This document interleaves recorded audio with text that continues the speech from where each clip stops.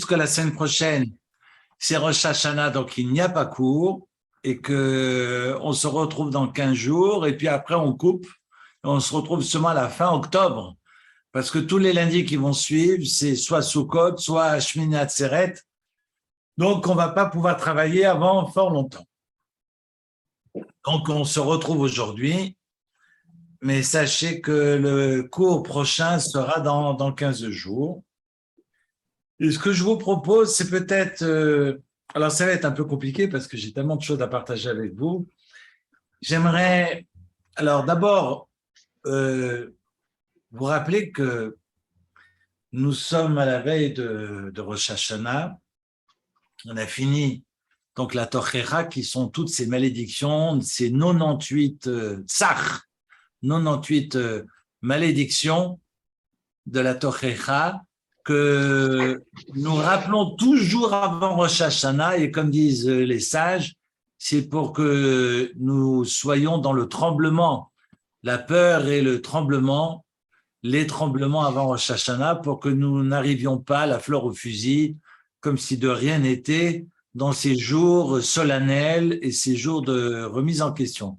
On sait que Rosh Hashanah et Kippour sont des jours d'introspection et on passe en revue toute l'année, mais c'est pas seulement nous qui passions en revue toute l'année, c'est toute l'humanité qui passe devant le tribunal du ciel. Parce qu'on rappelle que le nouvel an juif, ce n'est pas le mois de Tishri, mais c'est le mois de Nissan, qui marque donc la naissance et la constitution du peuple d'Israël à travers la fête de Pessah. Tishri marque la naissance de l'homme, le premier Tishri. En fait, la création du monde, ce n'est pas le premier Tishri. Ce serait donc le 25 Elul, 6 jours avant. Donc, le 25 Elul, on est dans la création du monde. Et puis, au terme de ces 6 jours de création, on est dans cette création ultime, et j'ai envie de dire suprême, parce que la finalité de la création, c'est l'homme. C'est la raison pour laquelle le premier jour du mois de Tishri, Rosh Hashanah, tombe sur la création de l'être humain, qui a été créé après les moustiques pour lui rappeler son devoir d'humilité, mais en même temps, qui termine la création pour aussi lui rappeler sa centralité et surtout, autrement dit, sa responsabilité. Il doit élever toute la création avec lui. Parce que si la centralité, c'est l'homme, alors toute la finalité de la création dépend de l'homme. Quand je dis de l'homme, c'est de la femme et de l'homme. Hein. On est d'accord. Je ne vais pas commencer à tout découper comme on m'a demandé de faire il y a une semaine dans une conférence. Il et elle, et madame et monsieur, chers toutes et chers tous. Bref, donc vous dire que l'être humain a été créé le 6e jour et vient clôturer la création. Et ce 6e jour s'appelle Hashishi. Pourquoi Hashishi et pas Yom Shishi, comme on a vu, Yom Sheni, Yom Shlishi, Yom Revi, Yom Chamishi, 3e, 4e jour, 5e jour, 6e jour. Le 6e jour devrait être écrit Yom Shishi et pas Yom Hashishi. Et en fait, on fait référence au 6e jour du mois de Sivan où eut lieu la révélation au mont Sinaï. La révélation sinaïtique, donc sur le mont Sinaï, où Dieu va donner la Torah et leur dire, si vous acceptez la Torah, moutav, sinon je transforme le monde en tohu bohu, revient au point d'origine, et il n'y aura pas de sens à la création si la Torah n'existe pas. Et donc ce Hashishi est une analogie au Hashishi de la révélation. Il y a le 6e jour de la création et puis il y a le 6e jour de la révélation. Et ce malheur, ce processus évidemment nécessaire et doit permettre donc au terme de ces étapes successives d'aboutir au Sivan à travers la révélation qui donnera sens à la création pour autant que l'être humain réponde de ses exigences, des exigences divines. Parce que s'il ne répond pas des attentes de Dieu, eh bien, le monde n'a plus de sens et le monde se transforme, retourne au tohu-bohu. Voilà raison pour laquelle ce Hashishi, qui marque donc la création de l'homme, qui eut lieu le premier jour de Rosh Hashanah. Alors, c'est une discussion, est-ce que le Rosh Hashanah est censé être au mois de Nissan ou au mois de Tishri? En fait, il n'y a pas de discussion et nos sages ont conclu que au mois de Nissan, le monde, l'univers a été pensé par Dieu et sera concrétisé au mois de Tishri. Donc, le mois de Nissan a autant d'importance que le mois de Tishri, car Tishri viendra aboutir, mais on ne parle pas du premier mois de l'année, mais on parlera du 7e mois de l'année. Et le mois de Nissan, le mot Nissan comme le mot Tishri n'apparaissent pas dans la Torah. On dit Chodesh Hashevi'i Be'echad LaChodesh. Le texte dans les Nombres, dans la paracha de Pinchas, on nous rappelle Chodesh Hashevi'i Be'echad LaChodesh, le premier jour du 7e mois, c'est Rosh Hashanah. Le mot Rosh Hashanah n'existe pas d'ailleurs. Du reste, parce qu'on a le mot Pessah dans la Torah, pardon, on a le mot Shavuot, on a le mot Sukkot, mais on n'a pas le mot Rosh Hashanah. Alors on aura l'occasion, de rappeler les noms. Vous m'entendez? De rappeler les noms de Rosh Hashanah.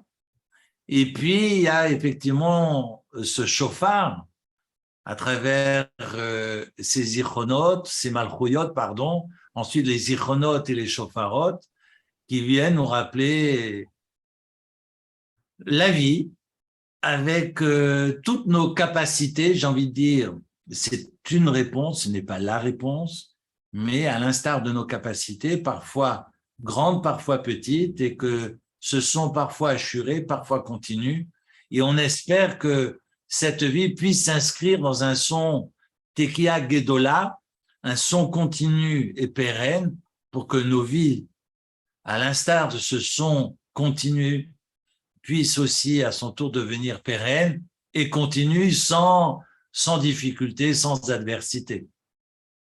Rosh Hashanah, finalement, remet les pendules à l'heure.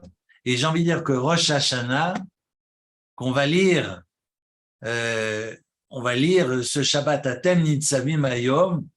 En fait, Hayom dans le Zohar, chaque fois qu'il est marqué Hayom, c'est en référence à Rosh Hashanah. Et la Gemara, d'ailleurs, dans le traité talmudique de Rosh Hashanah, on aura l'occasion d'en reparler dans 2 semaines, au traité de Rosh Hashanah, la page 10, on va nous rappeler tout ce qui s'est passé à Rosh Hashanah, et que Rosh Hashanah est donc une fête qui est plus qu'une fête, qui est une fête magistrale, mais on passe en revue notre vie finalement, et on se remet totalement en question. On va à l'essentiel, et peut-être les interdits de la fête sont là pour nous permettre de comprendre que la réalité du quotidien n'est peut-être pas la réalité essentielle de la vie. Et le but de la fête ne sont pas les interdits, mais c'est important de comprendre que les interdits ne sont pas là pour nous rendre la vie confortable, loin de là, mais ils ne sont pas là non plus pour nous enquiquiner, mais pour nous faire peut-être comprendre que finalement l'essentiel est ailleurs. Tiens, c'est bien. Je vais le répéter, que finalement, l'essentiel de la vie est ailleurs. Et c'est cet ailleurs que je vais développer, que je développe le Shabbat, mais que je développe aussi à travers la fête, pour amener finalement l'être dans un essentiel, un rapport essentiel avec le divin, où ce qui est dans notre réalité du quotidien, ce qui est essentiel est en amont, est en avant, et que ce qui est accessoire est en arrière. Aujourd'hui, on court après le futile et l'accessoire, et c'est bien de repenser finalement et de revisiter notre quotidien. Et c'est à Rosh Hashanah qu'on demande le pardon, non pas à Kippour, parce que très souvent on pense qu'on jeûne à Kippour parce que Kippour est plus grave. Non, des deux, la plus grave, c'est Rosh Hashanah, ce n'est pas Kippour, parce qu'à Kippour, on est pardonné. Même si on jeûne, on devrait jeûner à Rosh Hashanah. Mais on veut surtout, j'allais dire, jouer avec le Mékatreg, on veut jouer avec le Satan, on veut déjouer plutôt le Satan et finalement, avec toutes nos fautes que nous portons sur le dos, peut-être relativiser, raison pour laquelle on va manger, on va être dans une fête qui va peut-être narguer finalement le Mécatreg, notre accusateur qui nous attend au tournant. Alors, il faut bien entendre que Rosh Hashanah est la fête qui est là pour nous permettre de demander le pardon dans les lois qui nous incombent dans notre rapport à Dieu. Ce n'est pas le cas de Kippour. Kippour est là uniquement pour nous pardonner, mais Kippour n'est pas là pour nous pardonner dans les demandes qui ont été exprimées à Rosh Hashanah. Mais c'est pas à Kippour que nous demandons le pardon, mais c'est à Kippour que nous sommes censés être pardonnés dans les transgressions par rapport aux lois qui nous incombent dans notre rapport au divin, et pas par rapport aux lois vis-à-vis de nos prochains. Parce que si j'ai commis des exactions, si j'ai commis des horreurs, eh bien c'est auprès des personnes que j'ai vexées, que j'ai contrariées, à qui j'ai fait du mal, auprès de qui je dois demander le pardon. Ça sert à rien d'aller pleurer à la synagogue si j'ai fait du mal à quelqu'un, ce n'est pas auprès de Dieu que je dois demander pardon, c'est auprès de la personne que j'ai vexée, que j'ai contrariée, à qui j'ai fait du tort et du mal. Donc, Rosh Hashanah est en place uniquement dans notre rapport au divin, pas dans notre rapport au prochain. Yom Kippour, l'homme mechaper, Yom Kippour ne peut pas être mechaper, ne peut pas pardonner des exactions que je commets dans mon rapport à l'autre. Si je vole, je tue, je commets des adultères, ça ne sert à rien d'aller pleurer à la synagogue n'est pas là pour ça. C'est bien de l'entendre et de la rappeler. Bref, Atem Nitzavim Hayom, et on sait que ce Atem Nitzavim, c'est la paracha que nous lirons la semaine prochaine, je n'aurai pas l'occasion de vous expliquer que ce Nitzavim nous rappelle Hitziatzevu Betartit Ahar, et évidemment nous rappelle quand nous tenions debout sous la montagne, mais en tous les cas au pied de la montagne lors de la révélation. Et Dieu nous demande d'être tous là, tous présents, parce que c'est la hardoute. Finalement, c'est quand on est ensemble et qu'on est capable de faire un que Dieu peut nous pardonner. Raison pour laquelle Dieu nous dit que vous puissiez être tous là devant moi, debout. Relisez la paracha que nous lirons la semaine prochaine, que vous soyez grand, que vous soyez petit, que vous soyez homme ou femme, que vous soyez élevé ou pas, vous devez être tous à thème ensemble. Et on sait que ce Hatem, finalement, fait référence aux enfants de Jacob. Titen Emet li Jacob, ce sont les mêmes lettres. Hatem que Emet, c'est l'anagramme de Aleph Mem Tav. Et on sait que ce Emet fait référence aussi, d'abord le Aleph à Anochi, aux 10 commandements, le même au début de la Mishnah, du Talmud, de la Mishnah qui commence par Mehematai, et le Tav également, le début du Talmud de la Gemara. Donc, on a cette complétude et on pense à l'idée d'unité et d'être tous présents ensemble et pour pouvoir traverser cette période qui, pour moi, est sensible et difficile, qui est la période de Rosh Hashanah et de Kippour. On attend de nous d'être unis, d'être ensemble, quelles que soient finalement les fautes commises, mais d'être ensemble face au ciel, face à Kadosh Baruch Hu, Atem Nitzavim Hayom, raison pour laquelle le Zohar précise qu'Hayom, il s'agit évidemment de Rosh Hashanah chaque fois que ce Hayom est mentionné dans la Torah. Voilà une première idée que je voulais partager avec vous parce que Rosh Hashanah approche. On n'aura pas l'occasion la semaine prochaine d'étudier parce qu'on sera en plein Rosh Hashanah. Et ce que j'aimerais partager avec vous, c'est de la paracha que nous avons donc traversée, que nous avons lue, mais est-ce que le texte nous a traversé ça? Parce que nous avons traversé le texte, mais est-ce que le texte nous a traversé? Ça, c'est une autre histoire. Mais à thème Nitzavim, maintenant on est face à la paracha de Kitavo. Je vous rappelle que nous avons lu la Tochecha et comme enseignent les sages dans les Rishonim, on nous enseigne que toutes les malédictions doivent être lues et donc révolues, doivent être lues avant Rosh Hashanah pour que nous puissions, Hashanah, Haba Aleinu Letova, pour que l'année qui s'annonce nous soit bonne à toutes et à tous dans la santé et la joie. Et évidemment, j'en profite pour vous la souhaiter douce et sucrée comme le miel. Donc, c'est important que la tochecha, ce qu'on appelle les malédictions, soit derrière nous, en espérant que si nous-mêmes, nous avons fait des détours durant l'année, nous espérons que l'année qui arrive, vu que la tochecha est derrière, sera plus rectiligne et linéaire. Alors, la paracha Vaya Kitavo, certains diront que ce Vaya est une obligation, d'autres diront non, c'est au cas où vous êtes en Israël. On parle évidemment des prémices. C'est le chapitre 26, le début du chapitre 26 du Deutéronome. Et ce chapitre 26 commence par les prémices. Je vous ai envoyé un texte vendredi dernier qui évoque les prémices, et donc il s'agit évidemment des fruits d'Israël. Il ne s'agit pas des fruits qui poussent dans le jardin de la communauté à l'avenue du Mas, parce qu'on n'apporte pas les prémices de l'avenue du Mas. Il faut évidemment préparer et donc apporter les prémices des fruits d'Israël qui poussent en Israël.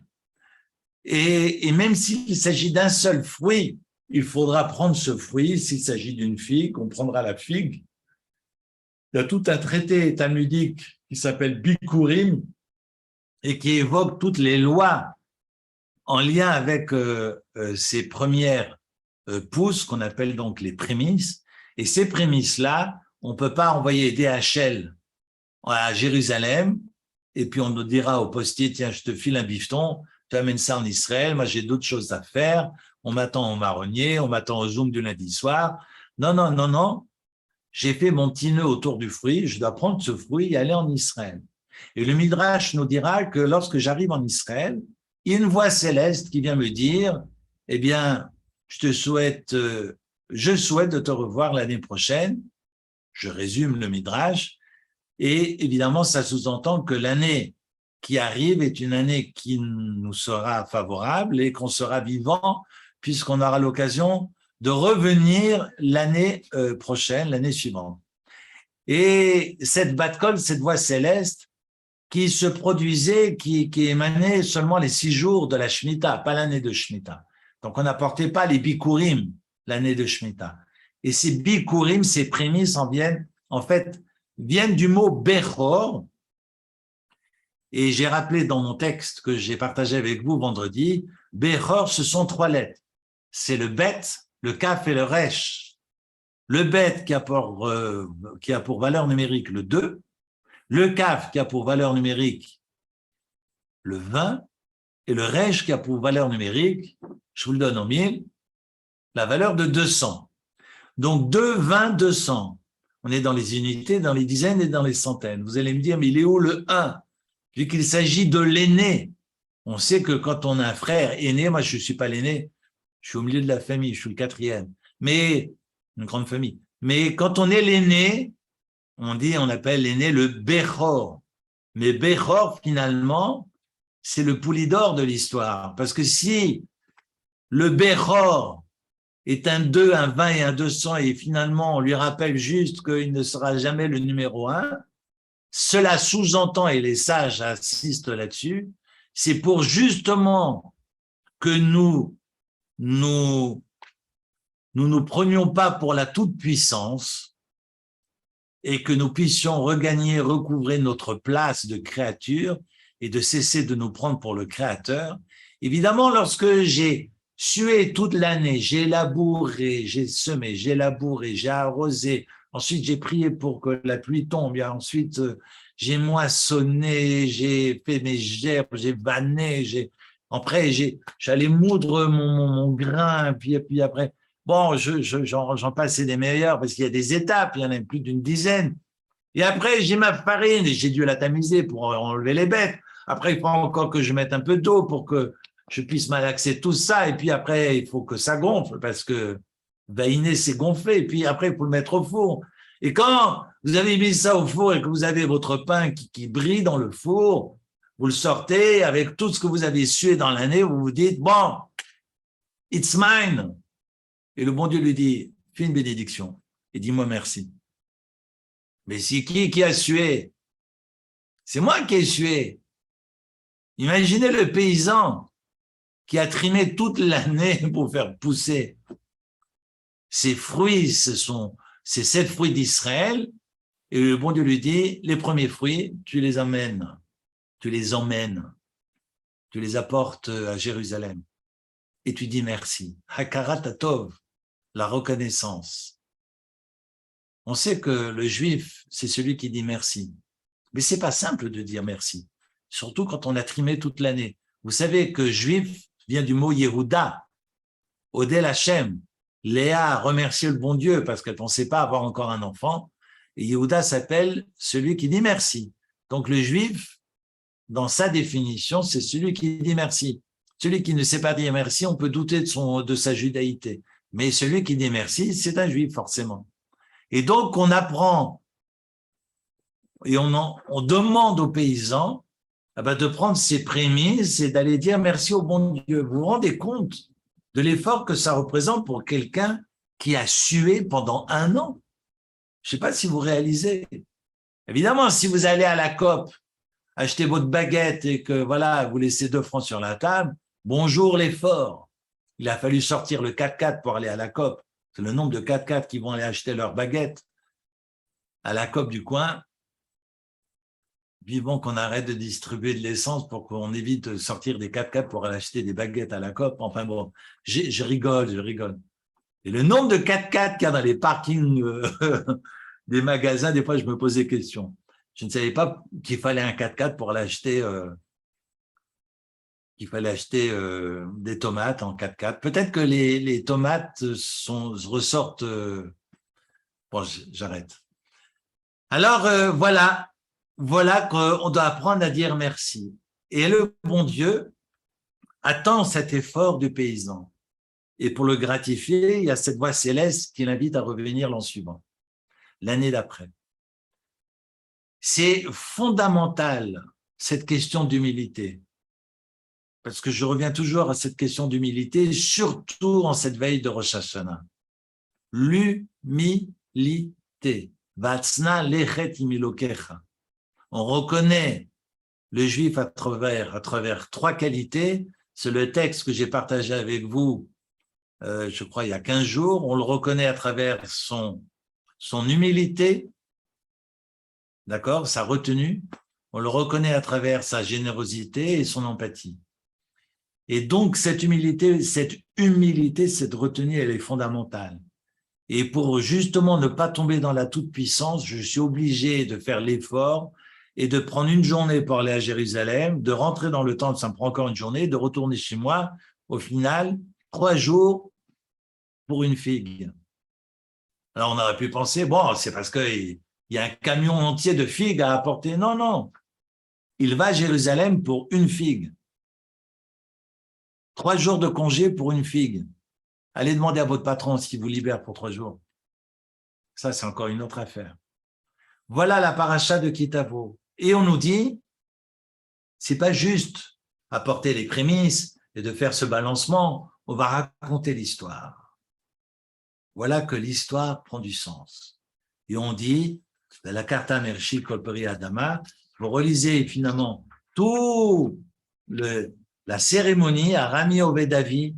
Mon père a été trompé par cet araméen que fut Laban, et puis ils sont descendus en Égypte, et puis vous vous rendez compte, on vient répéter toute l'histoire d'Israël dans sa constitution, l'asservissement en Égypte, et ensuite sa sortie d'Égypte, Biat Razaka, Vizron et Toué, Mora Gadol. Et là, on comprend, comme Rav Ben Admon l'avait partagé donc Shabbat dernier, que finalement, il n'a pas de propriété absolue. Je ne suis pas tout puissant sur ma terre que je possède de manière absolue. Et je vais réapprendre ce que signifie le partage. Je dois apprendre à lever les yeux au ciel et je dois apprendre à partager. Rien n'est à moi totalement. De toute façon,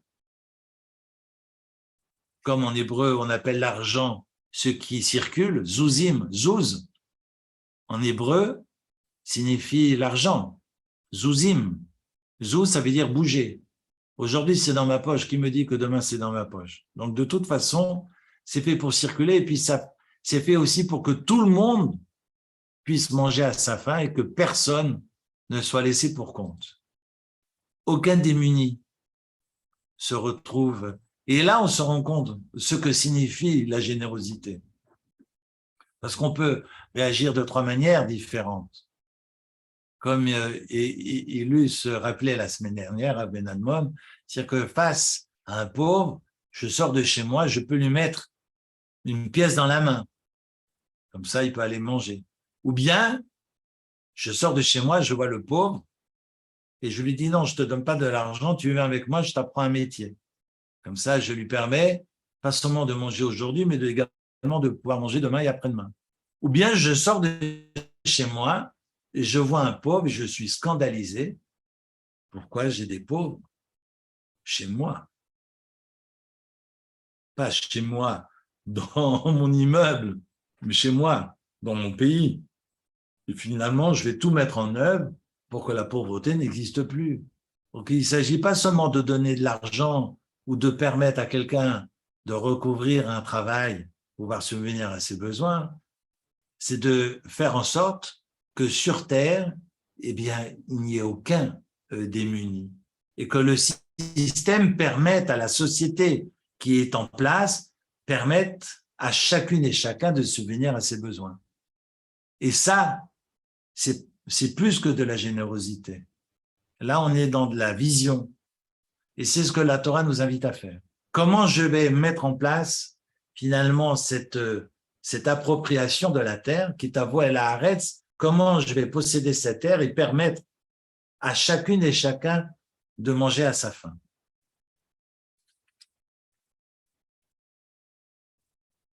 J'aimerais ensuite vous inviter à ouvrir chapitre 26 toujours, le verset 16. היום הזה השם אלוקיך מצווך לעשות את החוקים ואת האלה ואת המשפטים ושמרת ועשית עבודתך בכל לבבך ובכל נפשך. Regardez, aujourd'hui évidemment, il s'agit de Rosh Hashanah comme je vous l'ai dit, mais aujourd'hui, je t'ordonne donc de faire toutes mes lois et mes préceptes et tu les observeras et tu les feras de tout ton cœur, toute ton âme.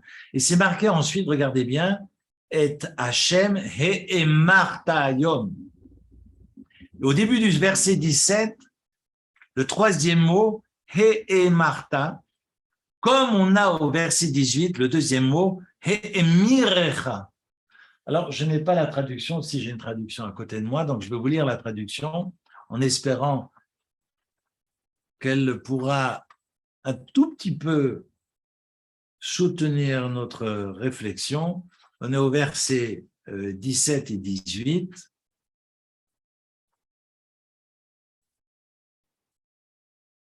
Alors, je lis la traduction. C'est l'Éternel que tu as distingué aujourd'hui pour être pour toi Dieu. Qui a fait la traduction? Non, j'aime bien. Qui a fait cette traduction? Ah, ça vient de l'anglais sans doute.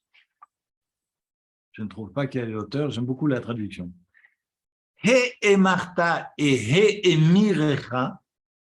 J'ai encore vérifié dans la concordance cette nuit. C'est vrai, il y a des fois où ça m'arrive de dormir quand même, rassurez-vous. Mais j'ai vu dans la concordance, c'est la seule et unique fois que ces deux mots apparaissent dans tout le Tanakh. Pas seulement dans la Torah, dans tout le Tanakh. He-emirecha, he-emarta, pardon, he-emirecha. He-emir, vous allez me dire, c'est proche de l'émir en arabe, et c'est juste, parce que He-emir, en fait, c'est le hifil. C'est le hifil de Amor. Amar, ça veut dire dire. Et là, on est dans le pactatif, on est dans le fait de reconnaître, de mettre en avant, de mettre en exergue, d'élever. Le Ramban Nachmanide parle d'élévation. Et Martha, que tu as donc levé, que tu as mis en avant, que tu as distingué. Hayom aujourd'hui, liod lechal elokim pour être pour Dieu. En fait, tu as choisi Dieu et on pourrait penser que c'est parce que tu as choisi Dieu que Dieu t'a choisi. Ou inversement, parce que Dieu t'a choisi, alors donc, en contrepartie, eh bien, tu décides que c'est ton Dieu. On pourrait penser comme ça, parce que le verset suivant, c'est marqué Vachem Hemir Hayom, que tu as donc distingué aujourd'hui. Je ne sais pas quelles sont vos traductions que vous avez autour de vous. C'est important de voir les traductions parce que les traductions, parfois, elles sont douteuses et parfois, elles veulent ne pas trop s'enquiquiner. Et puis, vous avez des traductions qui ne sont pas très fidèles. Parce que le mot Hemir, qui est un hifil, qui est une forme au hifil, c'est le verbe amar, qui signifie ici reconnaître, qui signifie élire, mettre en avant, élever, distinguer. Et j'ai encore vérifié, donc je vous l'ai dit dans la concordance, c'est la seule et l'unique fois que ces mots apparaissent de la sorte dans la Torah et dans le Nar. Et incroyable. Alors on pourrait penser que parce que Dieu t'a choisi, que tu as choisi Dieu, ou bien que c'est parce que tu as choisi Dieu que Dieu te choisit. Alors est-ce qu'il y aurait éventuellement un rapport de causalité? Je ne sais pas quelles sont les traductions que vous avez sous les yeux, mais alors, parce que Dieu t'a élu pour être son peuple, alors, Am Ségoula, un peuple de prédilection, le mot Ségoula, qui a toujours été très difficilement traduisible, parce que c'est à partir de ces traductions pour lesquelles on se fourvoie totalement que les chrétiens, dans l'histoire de l'antisémitisme, on a voulu aux Juifs de traduire le mot Ségoula par élu. Mon père me disait toujours quand j'étais enfant, noblesse oblige. C'est pas une élection pour pavaner, mais c'est de porter des responsabilités et témoigner ces responsabilités. Donc, on pourra en reparler, mais ce mot Ségoula est difficilement traduisible. En tous les cas, ici, est-ce qu'on peut penser que parce que Dieu m'a élu en tant que peuple choisi, alors je l'ai élu à mon tour pour être, pour moi, mon Dieu, ou les deux choses seraient éventuellement parallèles et qui n'auraient pas de lien de causalité entre elles? That is the question. C'est un passage magnifique. C'est un passage magnifique et je vous invite, si vous avez Leibovitch sous la main, qui en parle en long et en large et en travers, de reprendre ce texte de Leibovitch, entre autres, et puis il y a différents commentateurs comme Nachmanide.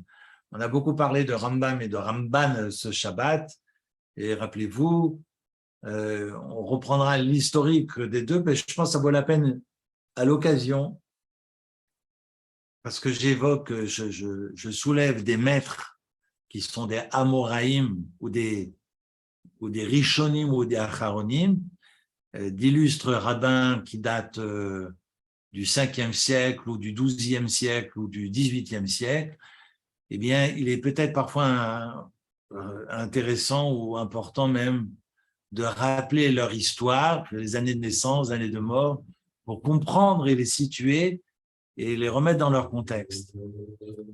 Je le fais systématiquement quand je donne des cours de visu, mais en présentiel, mais je pense que ça vaut la peine à l'occasion de faire un brin d'histoire avec chacun d'eux. Je le ferai, mais le temps aujourd'hui qui m'est imparti, je le ferai la prochaine fois, bli neder, sans faire le vœu de le faire, parce qu'on approche du Kippour, il ne faut surtout pas faire de promesses. Mais il ne faut pas dire bli neder parce qu'on sait très bien qu'on ne le fera pas, donc il faut dire bli neder quand on est sûr de pouvoir le faire, mais on espère ne pas trahir. Vous savez, je fais juste une parenthèse. Si on est sûr, par exemple, quelqu'un vous dit passez me voir, vous dites et vous savez très bien que vous n'avez pas envie de le voir, ou vous savez très bien que vous n'irez pas le voir, même si vous ne pouvez pas ou vous n'avez pas envie, eh bien ça s'arrête de dire eh bien j'essayerai bli neder pour le rassurer en disant je suis dans l'esprit de le faire, mais Bli Neder sans faire le vœu, parce que Beli veut dire sans, Neder, le vœu. Et on a cette expression très souvent dans la bouche de beaucoup de gens autour de nous, dans la communauté. Et donc, on dit Bli Neder à tout va. C'est dangereux. C'est dangereux parce que si au fond de soi, on est sûr de ne pas le faire, eh bien, c'est interdit de dire Bli Neder. Parce que c'est un mensonge. C'est grave. Aux yeux de la Torah, c'est plus grave. Pour me dire, je ne peux pas. Et je ne le ferai pas. Est-ce que vous pourriez m'aider? Oui, je vous donnerai quelque chose. Bli Neder. Alors qu'on n'a pas envie d'aider. Ou bien qu'on ne peut pas. Alors, ils vont me dire, je ne peux pas. Et on raconte, j'ai des histoires en tête, du Chafetz Chaim qui a dit, non, je n'irai pas au mariage. Mais pourquoi, Rav? Ne dites-vous pas, j'essaierai de venir Bli Neder. Non, parce que je suis sûr que je ne pourrai pas venir. Donc, je préfère dire aux gens, ils vont évidemment être tristes, mais ça sera passager. Mais je préfère être honnête avec les gens plutôt que de dire, je vais essayer Bli Neder. Donc, ce Bli Neder, vous voyez, excusez-moi de ces parenthèses, mon éveil de Rosh Hashanah, c'est important, juste de temps en temps, on met les pendules à l'heure. Donc, je promets pas, mais je vais essayer Bli Neder de faire un brin d'histoire parce que j'ai très envie de le faire et je vais essayer de le faire. C'est promis. Bli Neder. Voilà. En fait, si on examine ces deux versets, les versets 17 et 18, c'est Dieu que tu as choisi aujourd'hui pour être pour toi Dieu, et le verset 18 est Dieu qui t'a donc choisi aujourd'hui pour être pour lui ce peuple élu. En fait, il s'agit de la même chose. En fait, il ne s'agit pas de deux phrases différentes et de deux idées différentes, il s'agit exactement de la même idée. Mais elle est conditionnée. C'est beaucoup plus profond que cela. C'est beaucoup plus profond parce que Dieu me dit, tu reconnais à Kadosh Baruch Hu, le Saint béni soit-il, pour être pour toi ton Dieu, afin de marcher dans ses voies, d'observer ses lois, d'observer ses commandements, ses préceptes, ses statuts et écouter sa parole. C'est-à-dire que je le choisis pour pouvoir respecter ses commandements. Je ne l'ai pas choisi pour être pour moi Dieu. Non, je l'ai choisi pour être pour Dieu, pour pouvoir respecter ses commandements. Et finalement, cette élection n'a de sens qu'à travers les obligations qui suivent dans le verset, c'est-à-dire de respecter les obligations et les lois et les préceptes et les commandements que Dieu m'ordonne aujourd'hui. Et c'est valable dans un sens comme c'est valable dans l'autre.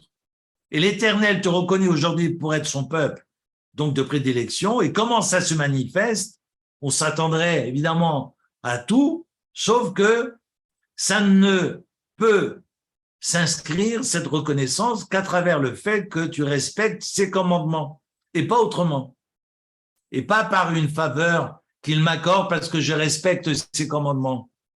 Non, non, il n'y a pas de retour, il n'y a pas un billet de loto en guise de récompense, non. C'est cette reconnaissance parce que je m'inscris justement dans cette obéissance, c'est pas autrement. C'est incroyable, je même dirais, c'est terrible, c'est profond et c'est incroyable. Parce qu'on pense à tout sauf à cela. Et finalement, le verset précise que cette reconnaissance ne s'inscrit que dans l'obéissance des préceptes attendus par le bon Dieu. Et c'est parce que je m'inscris dans cette obéissance qu'il y a cette élection. Mais cette élection, finalement, ce sont des obligations. Noblesse oblige. Et pas autrement. Ah, mais j'ai fait mon Shabbat, je comprends pas, et j'ai pas gagné au loto. Est-ce que c'est normal? J'ai fait mon Shabbat comme il faut, et puis j'ai toujours pas trouvé chaussures à mon pied. J'ai toujours pas trouvé ma promise, ou j'ai pas trouvé mon métier. Et j'ai beau respecter le Shabbat et ça ne marche pas. Mais Dieu ne demande pas cela. C'est important parce que vous allez me dire, oui, mais alors, et quand ça va pas, parce que quand ça va, évidemment, ça sera peut-être plus facile de faire Shabbat. Mais quand ça va pas, alors ça nous éloigne encore beaucoup plus. Et on se dit, moi, il n'y a pas de raison. Que Dieu m'aide et puis en contrepartie, je ferai mon Shabbat comme il faut. C'est difficile à entendre, mais c'est ce que la Torah exige. Et mirecha ayom, si Dieu te distingue, c'est uniquement pour que tu puisses aller nous le Shabbat, que je puisse respecter les lois et les préceptes.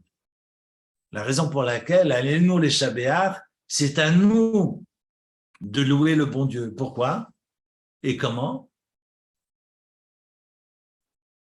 C'est la prière finale du rituel le matin. C'est cette prière, allez-nous le Shabbat, d'ailleurs, c'est une prière qui pleure tous les jours. Viens toquer à la porte du bon Dieu.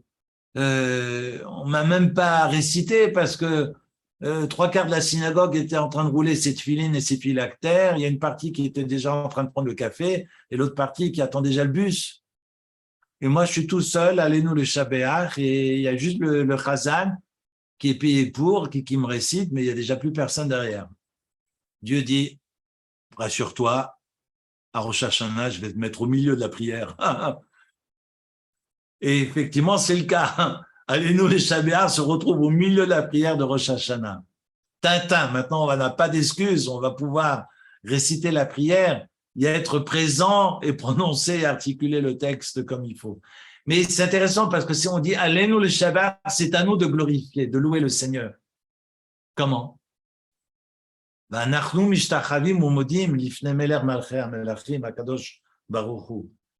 s'agenouillant et en s'inclinant devant Dieu. Autrement dit, à travers le respect, finalement, des préceptes et des lois. On aurait pu penser, ces louanges, je glorifie, j'ai cette chance parce que, non, uniquement parce que tu peux t'agenouiller.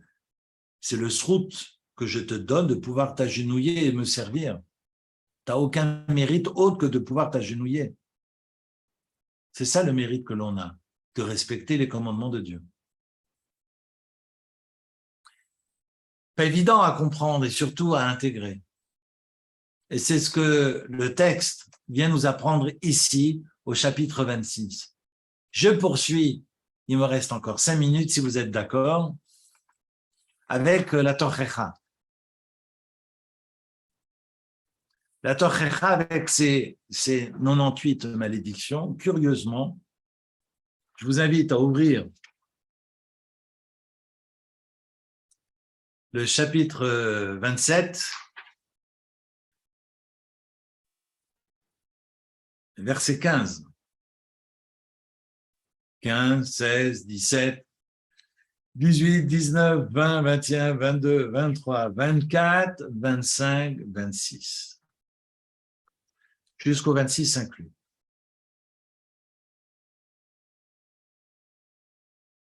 D'ailleurs, il y a des kabbalistes qui invitent à lire le début, les 11 premiers versets de Kitavo. J'ai entendu un cours avant Shabbat là-dessus. Des kabbalistes qui invitent la veille de Rosh Hashanah à lire les 11 premiers versets de Kitavo. Je le dis parce que tout est important pour pouvoir entrer dans Rosh Hashanah et essayer, tant bien que mal, à se garantir une année sucrée. Alors, figurez-vous que ces 11 malédictions, je vais les citer avec vous. Maudit soit l'homme qui forme Pesel ou Masecha, des formes concaves, des formes chez Bolette, comme on dit en hébreu, c'est des formes fondues, mais qui sont en forme. C'est-à-dire que toutes les images, quand elles sont dessinées, posent moins de problèmes, ne sont pas, j'allais dire, totalement neutres, parce que ça suscite aussi des interrogations dans la législation, dans le Shulchan Aruch. Dans tous les cas, ce qui est en volume est interdit. Ce qu'on appelle les représentations en volume, donc évidemment, on pense tout de suite aux statuettes, mais pas seulement. Ce qui est en volume, ce qu'on appelle Pesel ou Masecha, pose problème quand on a Pesel ou Masecha chez soi à la maison. Je me souviens que quand j'étais gamin, mes parents avaient une petite statuette, une petite Alsacienne, puis ils avaient cassé l'oreille. Et c'est ce que j'avais appris quand j'étais enfant. Parce qu'il ne faut pas que l'image soit parfaite. Et donc, justement, pour respecter cette loi de Pesel ou Masecha, c'est de faire un défaut, de faire un moum, comme on dit en hébreu. Bref, je reviens. Donc, maudit celui qui a chez lui, non pas à l'extérieur, qui a chez lui, Pesel ou Masecha. Maudit celui qui humilie, qui méprise ses parents. Maudit celui qui repousse, qui recule la frontière de son voisin. Et puis, maudit celui qui égare un aveugle sur le chemin. Maudit celui qui pervertit un mishpat, un jugement, que ce soit du converti ou de l'orphelin ou de la veuve. Maudit soit celui qui couche avec la femme de son père ou qui s'accouple avec un animal ou avec la sœur qui est la fille du père ou de la mère, ou bien avec la belle-mère, ou bien qui frappe son ennemi, bassater, c'est-à-dire en toute discrétion, personne ne le sait, ou bien celui qui accepte un présent corrupteur, un présent pour pouvoir tuer une personne innocente, et puis maudit celui qui n'accomplit pas les paroles de la Torah. Vous avez, donc pas 11 mais 12, mais je fais abstraction maintenant de la 12e, mais vous avez 11 arurim, malédictions, qui ne sont pas intégrées dans le chapitre qui suit, parce que le chapitre 28, comme mon père me racontait quand j'étais gosse, il me racontait les horreurs de la guerre, il me dit, et à chaque verset, il me dit, voilà ce que j'ai vécu, voilà quelle a été ma réalité. Le chapitre 28, comme à la fin du Lévitique, le chapitre 28, évidemment, fait réfléchir, c'est toute la tochecha que bon nombre de personnes vous diront l'avoir vécu en leur chair. Et ce qui est intéressant, c'est que ces 11 malédictions ne sont pas intégrées à la tochecha, sont en avant. On anticipe sur ces 11 malédictions et après, on récite la tochecha. D'ailleurs, personne ne veut la lire et généralement, personne ne veut monter à la Torah, raison pour laquelle on demande au ministre officiant de s'en occuper, de s'en charger tout seul. C'est ce que j'ai fait ce samedi. D'ailleurs, je suis monté, je l'ai lu pour moi. Et puis comme ça, personne n'a pris pour lui les malédictions que j'ai récitées. Mais bon, certains commentateurs diront qu'au contraire, que toutes ces malédictions se transforment en bénédictions, et c'est ce que nous souhaitons pour l'année qui arrive. Et donc, il ne faut pas craindre d'être invité à monter à la Torah à ce moment-là. Enfin, il y a la coutume, l'usage dans toutes les synagogues du monde entier, que pour ces lectures spécifiques, on n'appelle pas le kidam, le fidèle, qui d'ailleurs parfois ne comprend pas ce qu'on va lire, et puis personne ne veut être condamné face à cette lecture et être appelé à la Torah au moment où on va lire les malédictions. Donc, c'est l'usage dans toutes les synagogues du monde, pas seulement chez les Ashkenazim, pour l'avoir entendu aussi à l'extérieur, mais c'est l'usage que le ministre officiant, donc celui qui a lu dans la Torah ce samedi, c'était moi, qui est invité à monter à la Torah à ce moment-là et de faire lecture. Ma question concerne ces 11 malédictions. Pourquoi ces malédictions ne font pas partie de la Tochecha? Je vais être bref. Rav Boshko apporte un texte magnifique. Et en fait, je vous invite, je ne sais pas si vous avez Shimshon Raphaël chez vous, mais c'est important. Le texte de Shimshon Raphaël est magnifique à cet égard. Et finalement souligne que toutes les malédictions concernent l'individu qui agit en cachette. Parce que je peux commettre des horreurs au vu et au su de tous. Et vous savez que je suis un voyou. Mais vous le savez. Donc je ne me cache pas devant vous comme je ne me cache pas devant Dieu. Mais Dieu ne supporte pas ceux qui se cachent des hommes, mais qui ne se cachent pas de lui. C'est la différence entre le gozel et le gonev, entre le voleur et le voleur. Celui qui vole au grand jour et celui qui vole de nuit. Et celui qui est condamné davantage est celui qui vole de nuit, parce qu'il a peur des hommes, il n'a pas peur de Dieu.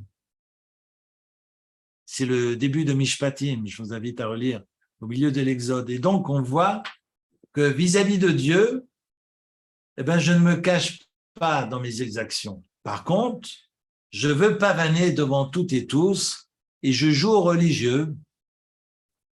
Je me dandine à la synagogue, je mets le talit sur la tête, mais on ne sait pas ce qui se passe dans ma chambre à coucher. On ne sait pas ce qui se passe dans mon bureau. On ne sait pas ce qui se passe dans mon cabinet en tant que médecin. On ne sait pas ce qui se passe dans les affaires et que je signe à gauche, à droite. Je ne sais, personne ne peut le savoir, à part le bon Dieu.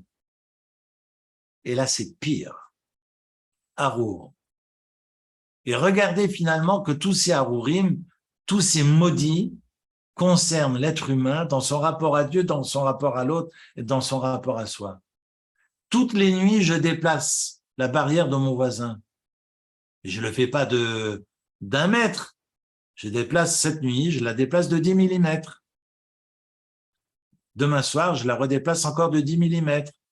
Après-demain soir, je la déplace encore de 10 millimètres.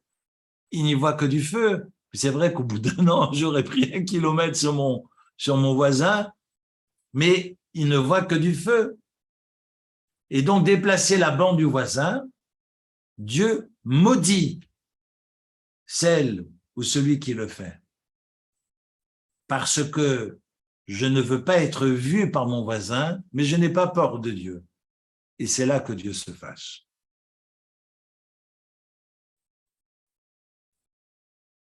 Je reprends. Maudit soit l'homme qui fera une forme gravée ou une forme fondue, objet d'abomination, et massé et des harash, des sambasater. Regardez la fin du verset 15 et la place en secret chez lui. Je vais prier tous les jours. Et quand j'entre chez moi, j'ouvre vite mon horoscope, j'appelle ma voisine qui lit dans son marque de café, et puis je vais encore payer la diseuse de bonne aventure, et non, il y a des choses qui ne jouent pas. Tu es religieux, Eric, ou tu n'es pas religieux?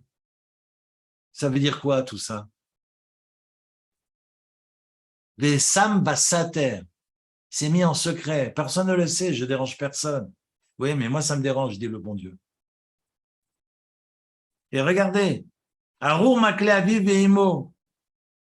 Imaginez, je pousse mon père qui est en chaise roulante, Dieu préserve, et puis pendant que je le pousse, enfoiré, et puis je sors tous les noms d'oiseaux, mais dans ma tête, mais je le méprise. Qui peut savoir que je le méprise?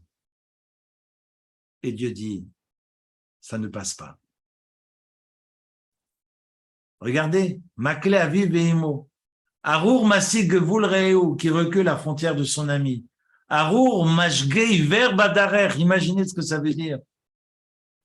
J'accompagne un aveugle et je passe par des chemins, j'emprunte des chemins, finalement, je le déroute complètement et je l'égare. Mais qui peut me le reprocher? De toute façon, l'aveugle ne voit pas le chemin que je prends. Combien de fois vous arrivez dans un taxi et vous ne dites pas que vous êtes du coin, et qu'au lieu de mettre 5 minutes pour aller chez vous, il met une demi-heure de plus, il vous demande 100 balles. Ça ne s'appelle pas Mashgei Iver Badarer. Combien de fois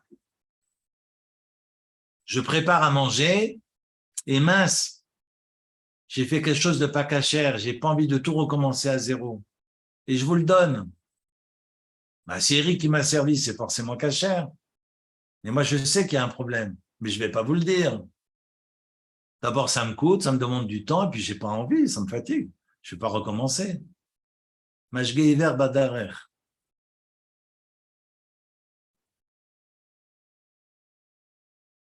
Ça, c'est tromper l'aveugle.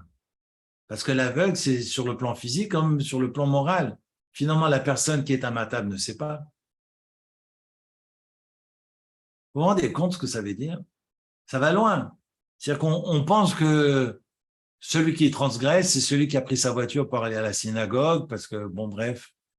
Et ouais, ok. Mais là, c'est pas de ça qu'on parle. Ça, c'est l'affaire entre moi et le bon Dieu, je dérange personne.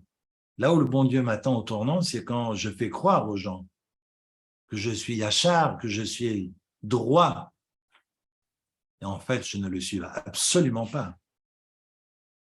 Qui peut savoir que j'ai cohabité à gauche, à droite et que j'ai commis des exactions sur le plan sexuel? Personne ne peut le savoir. Le bon Dieu le sait. Et le bon Dieu m'attend au tournant.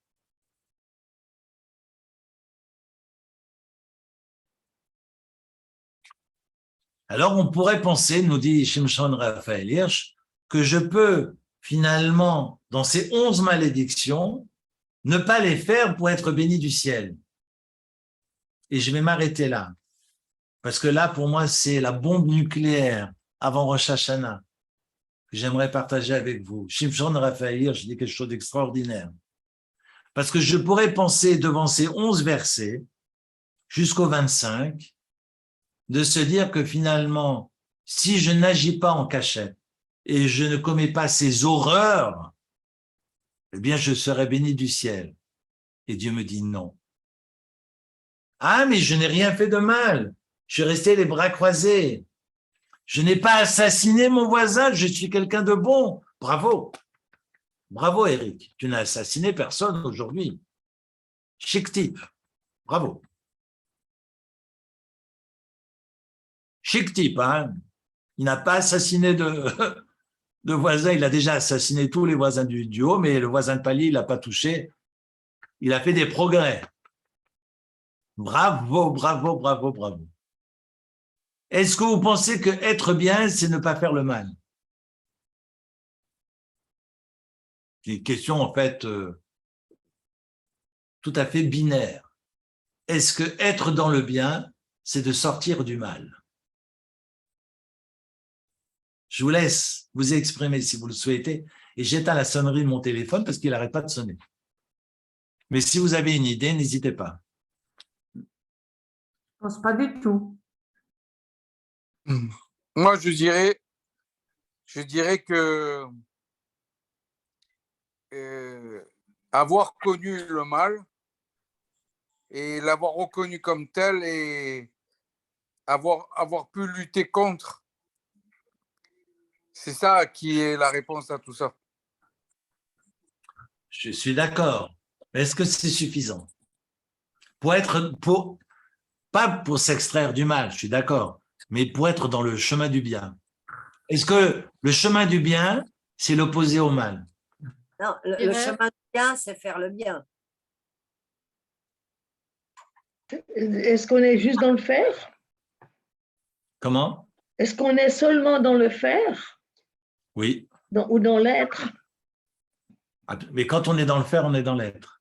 Parce que je pense, non, sincèrement, parce que je pense que la tradition juive insiste beaucoup sur le faire, parce que c'est dans le faire que je peux dégager du sens. Il y avait un précepte dans la Torah qui disait pourtant que la faute n'est pas dans la pensée, mais elle est dans l'acte.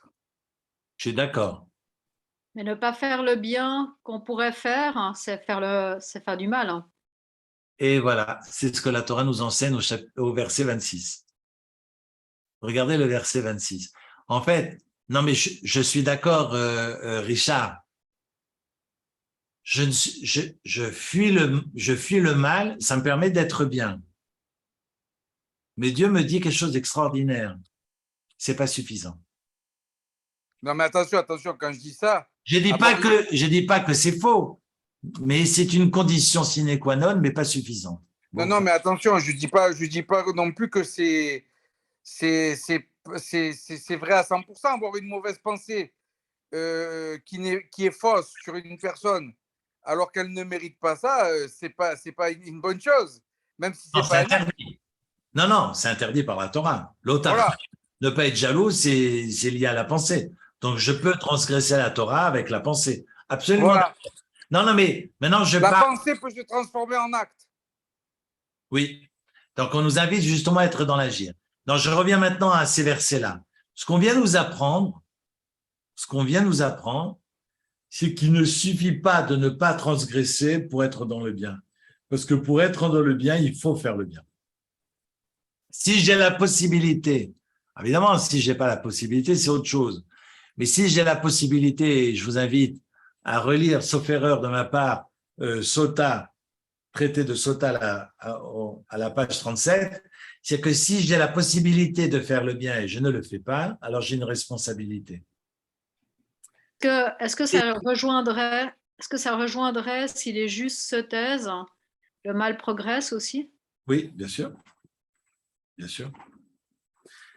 Le texte nous enseigne, regardez, le verset 26, Arour, Asher lo yakim et divra Torah azot la sototam, maudit celui qui n'accomplit pas les paroles de la Torah pour les faire, autrement dit pour les faire faire.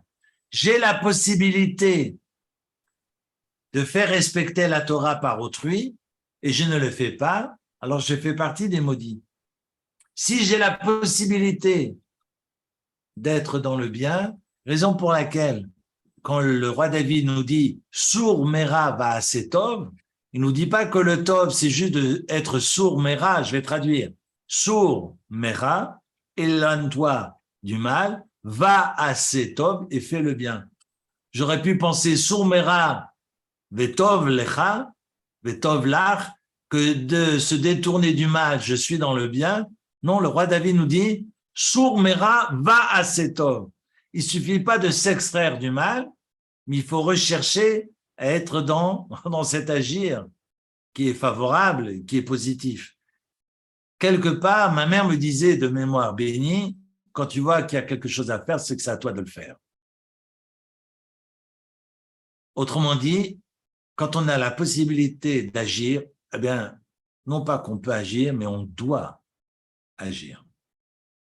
Et c'est ce que la Torah nous enseigne ici. Pour moi, c'est une bombe nucléaire.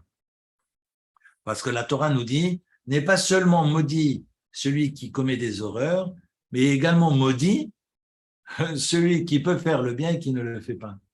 Celui qui peut transmettre la Torah, c'est ce que nous enseigne ici, qui Asher lo yakim, qui n'élève pas, qui n'accomplit pas. Et là, bon, Rashi est sur une autre lecture, et qui a la possibilité, certains diront d'ailleurs dans le Tosfot dans Sota rapporte un texte du Yerushalmi qui explique que Asher lo yakim peut signifier et peut se traduire également celui qui n'élève pas.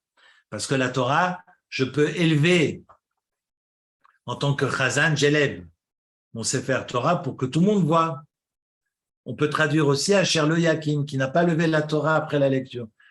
Comme si finalement la mitzvah de lever le Sefer Torah à la fin de la prière que nous effectuons à l'office du Shabbat, eh bien, est une mitzvah qui répond de Asher lo yakim. Yakim, ça veut dire élever. Mais on peut aussi traduire Asher lo yakim, qui n'élève pas de par la transmission. J'ai la possibilité de transmettre et je ne transmets rien.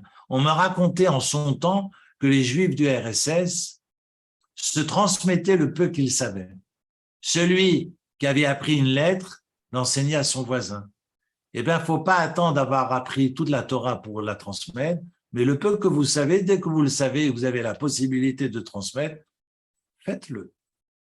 Et c'est la mitzvah du chapitre 27, verset 26, Asher lo yakim et divrei Torah azot, et tout le peuple, Amar kol ha'am amen, et tout le peuple a évidemment compris, et répond amen, et je réponds aussi amen de ce que nous avions partagé ce soir, en espérant que cela donnera du sens et surtout du courage pour continuer à transmettre et à partager et à témoigner dans la nouvelle année qui approche. En attendant, je vous souhaite une très très belle année, heureuse et joyeuse dans la santé et la force, beaucoup de courage, beaucoup de réussite dans toutes vos entreprises, que ceux qui cherchent du travail trouvent du travail, que ceux qui cherchent